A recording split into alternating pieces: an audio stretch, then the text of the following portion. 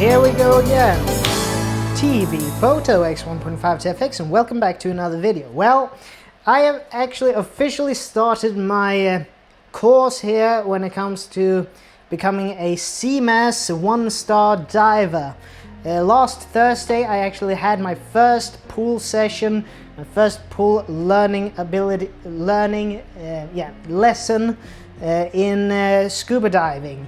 Well, full disclosure, when I was, as I've talked in previous installments, back when I was about 15-16, I did take an open water certificate for PADI, and subsequently complemented that with becoming a adventure diver. But then it all fell out of my way, and I didn't do anything with diving for 15 years. So now when I'm 31, I thought that now I need to get back into this sport because I really enjoyed it, I remember.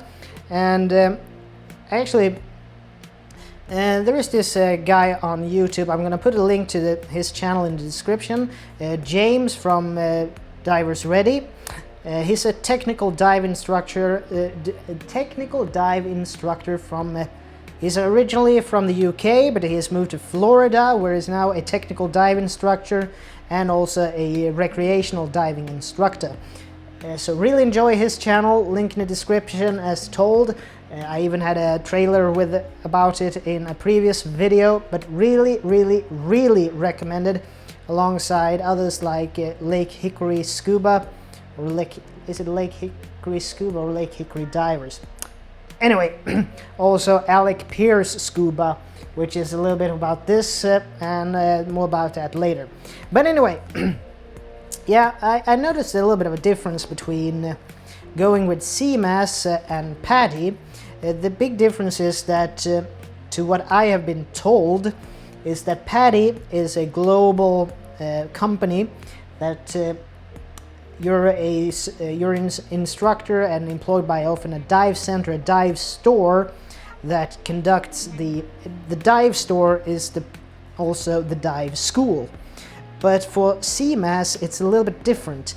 Then it's basically a diver club that gives you the training. So it's a little bit more of an idealistic basis when it comes to CMAS, from what I've been told. So I've actually gotten this new little folder here for CMAS. As you can see, I'm gonna put my name on it, and then it says here in yellow, it says Svenska Sportdykarförbundet, and it basically means Swedish Recreational Divers Association. So basically CMAS is a organization that is recognized by the Swedish Scuba Diver Recreational Divers Association. So that's a little bit of an interesting part there. So first we get the book with all the text that you need to complete the course, and it's quite a bit thinner than the PADI book that I used 15 years ago. But also a lot of the information has actually, or not all of it, but some information has actually changed from when I did this 15 years ago. But more about that later and so on. Also, what more can I tell you? Well, what else do we get here? I'm gonna do my 1-star course in conjunction with a dry suit course. Since I am living in Sweden, we are in a Nordic climate, which means we have colder water, and in order to prolong the season we can dive, a dry suit course is basically very much recommended. So I'm pretty excited to be able to do that as well. It is a different type of diving, and it really puts much more emphasis on controlled buoyancy, though this is also about it. Yeah, and what else do we have in here? Well, oh yeah, logbook, where you're gonna put all the dives you've done, to have a little bit of it, yeah, like so, to put in your dives and a little bit of quick information and logging your dives to see how much experience you have gathered, because this is a little bit of a difference between PADI and CMAS. PADI, you can actually excel to the next step, so to speak, right away, while CMAS is a little bit more restricted, that you need to have a certain level of experience. From what I've understood, you need a little bit more experience in order to go from one certification to the next one, so you need to build experience between certificates, which I think is actually quite good in my opinion. Okay, you might have seen those black and those white and blue PADI dive tables. Well, here we are in CMAS, we actually use a little bit of a different dive table. This is called Nordic Standard Table, eller Nordisk Standardtabell, and yeah, really good little thing. More about that maybe in a future installment. But well, first dive lesson. Well, I'm glad actually that I took James's word of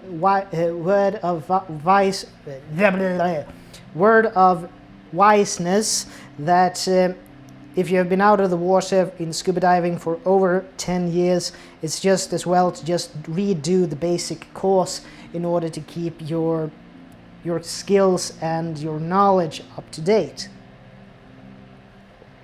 So, what did we do on the first lesson? Well, first it was basically how to put the dive kit together, basically the BCD or buoyancy control or compensation device, the vest, how to put it on properly, how to set it up and all that, how to use the BCD and vest, basically the same thing, how to prepare the tank, what types of tanks are available, the type of connections, the first stage and second stage regulators, how to check if the air is okay and so on, how to check that everything works properly and so on.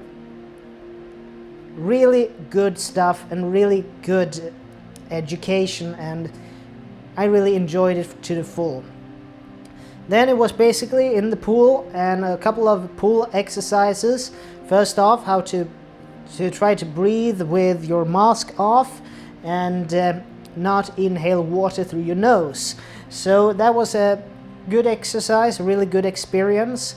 After that, it was basically do a controlled descend, controlled ascend to back to the surface, not bottle rocket up to the surface, but to do it controlled, do it with a controlled fashion.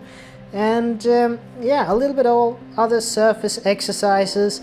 And then it was basically one of the biggest things that you need to be able to do in scuba diving, and that is buoyancy control and trim control.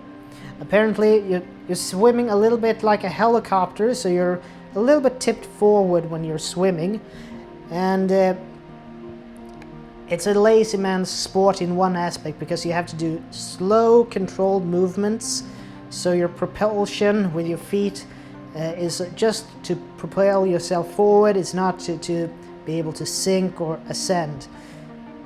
Funny story there as well, since I used my Maris semi-dry, and I wanted to be able to try to use everything on me, so I used both the pants part and the jacket part, which meant that over the torso and abdomen I had 14 millimeters of neoprene.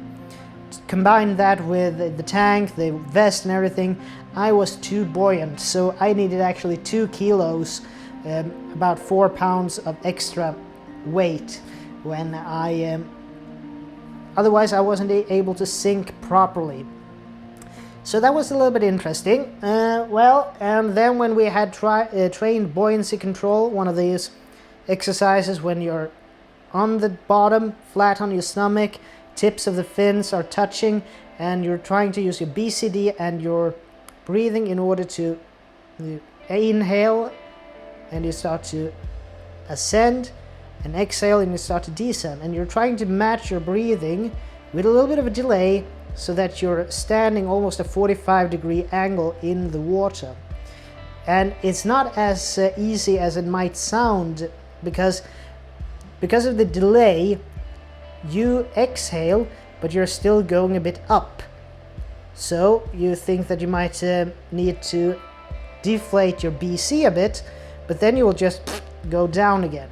So that was a very interesting exercise.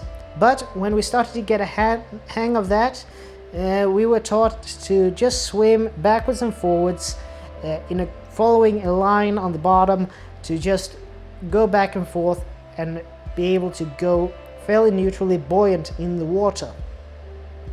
And all of this was extremely fun. Even though I was a bit, you're not that stable in the beginning, your trim is off, and you're basically, every time I went and turned, I basically tilted myself a little bit too much, which meant that the air was rushing from one side of my BC to the other side, making one part of me more buoyant than the other, which meant that I started to rise towards the surface. And it is all of this, it's a little bit like flying on the water, that you have to match your buoyancy with your angle and your, it's so many parts that have to intermingle with each other to make yourself have a good neutral buoyancy and have a good trim in the water. So that was a little bit about what we did the first time, and I'm actually longing now for next Thursday for my next lesson. Well, compared to that also, we're going to do a little bit of this here. I'm going to put a link to another channel in the description below here, to Alec Peirce Scuba, when he went through all of the most of the Nikonos system. Well, I have here 3 underwater capable cameras. All of them are film cameras.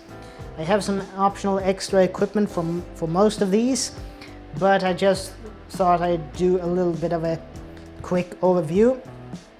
First, we have here the Motor Marine, or rather CNC Motor Marine 2EX, which is the most modern of these. It is a camera that most of it is a plastic housing. It has a 35mm lens on front. It has a close-up feature because it has an extra lens in the back for close-up photography. It has flash capabilities. It has a built-in little flash, but that is a bit close, so a backscatter might be an issue with that one. Then you have a lot of other little cool things in this one.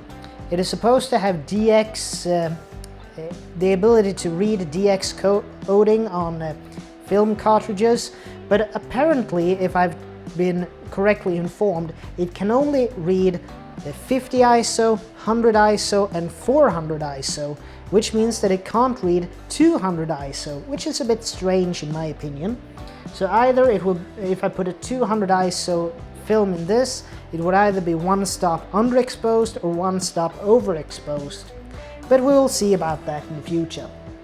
It will be a while before I use these recreationally, but they are kind of a kick in the backside in order to keep myself focused and my mind on track to really pull through on this. Well, secondly, we have the Nikonos IVA, which I've talked about before. It is a aperture preferred or aperture priority camera with a manual shutter speed as well. But this one, I have it with some extra lenses and a flash unit that will, 2 flash units that will work with it. The same goes then here. We have the Nikonos 3, which was one of the most popular ones. If we have any James Bond fans out there, in the movie Thunderball, it might be the predecessor of all the Nikonos, the Calypso, or a Nikonos 2, or even a Nikonos 1 that Sean Connery's James Bond is using in Thunderball, that Q gives him, that has a built-in Geiger counter and a multi-shot mode, if I'm not mistaken.